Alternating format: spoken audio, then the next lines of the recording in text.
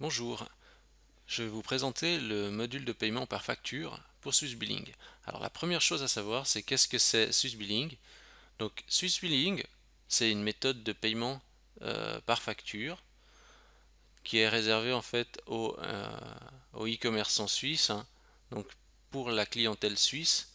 Et en fait, le but, c'est de permettre le paiement par facture sur votre boutique en ligne, mais avec la garantie du paiement. Ça veut dire que un client va commander sur votre boutique en ligne, la facture va être transmise, enfin, le détail de la commande va être transmis à Swissbilling et c'est Swissbilling qui va faire la facturation pour vous. Et l'avantage de ça, en fait, c'est que Swissbilling va faire directement l'encaissement à votre place.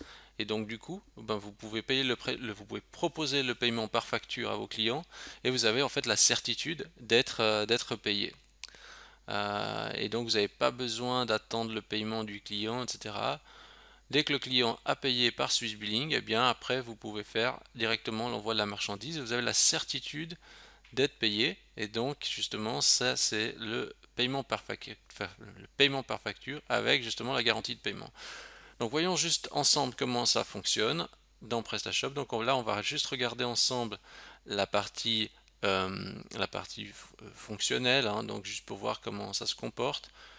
Donc je suis sur ma boutique PrestaShop, je décide de faire une commande. Donc c'est comme si j'étais justement un acheteur. Voilà. Je valide mes coordonnées. Je choisis ma méthode de livraison. Donc dans les méthodes de paiement, je choisis paiement par facture avec Swissbilling. J'accepte les conditions.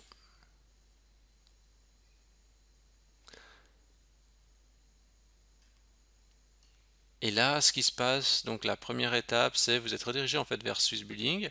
Et là, on vous demande, voilà, est-ce que vous confirmez l'adresse et acceptez les conditions. Donc je confirme. Ensuite, on demande justement au client s'il veut payer enfin, s'il veut recevoir sa facture par email ou par la poste, par courrier.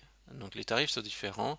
À nouveau, si au niveau de cette partie facturation, ça peut varier en fait en fonction du marchand et du contrat et du domaine d'activité. Et il y a possibilité de négocier en fonction en fait de votre type d'activité.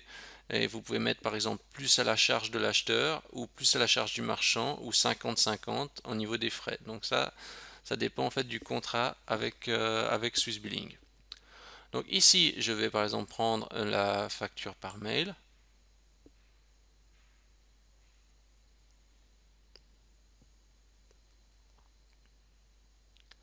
Et voilà, la commande est confirmée. Et donc maintenant, concrètement, je pourrais envoyer la marchandise.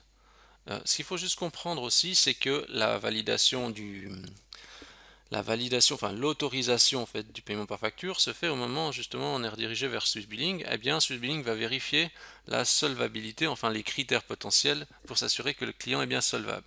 Si le client n'est pas solvable, eh bien il y aura un message, on va dire, de type qui dira que le paiement par facture ne peut pas être accepté pour le moment et il recevra un email avec le détail du motif du refus. Ça, vous n'aurez pas besoin vraiment de vous en occuper. Maintenant, ce qu'il faut voir aussi, c'est qu'une fois qu'une commande a été effectuée, vous avez en fait un tableau de bord du côté de Swissbilling, où là vous voyez en fait notre transaction qui est arrivée, ici, et en tout cas par défaut les transactions sont en mode une validation manuelle, donc ça veut dire que euh, tant que vous n'avez pas validé la transaction dans le back-office Swissbilling, la facture ne sera pas émise. Ça vous permet de, si vous avez tout à coup pas la marchandise, ou si vous étiez en attente de stock, ou ce genre de choses, ou bien vous étiez en rupture, ben, ça vous permet de faire un ajustement pour éviter que justement la facture soit émise tout de suite. Donc ensuite c'est très simple, donc il suffit juste d'aller dedans la transaction, vous faites valider, vous faites sauver, et là en fait maintenant la facture va être considérée comme à transmettre. Voilà. Donc on a vu le fonctionnement, donc finalement c'est très simple. L'autre petit point, donc juste au niveau de la partie de comment ça se gère en back-office, en fait dans la partie module, on a notre module Swissbilling qui est là avec sa configuration. Mais pour la configuration, je vais faire le point avec vous sur une autre vidéo. Donc vous pourrez trouver directement dans la documentation sur comment configure-t-on le module SwissBilling et à quoi servent les différentes options. Merci à tous d'avoir regardé cette vidéo.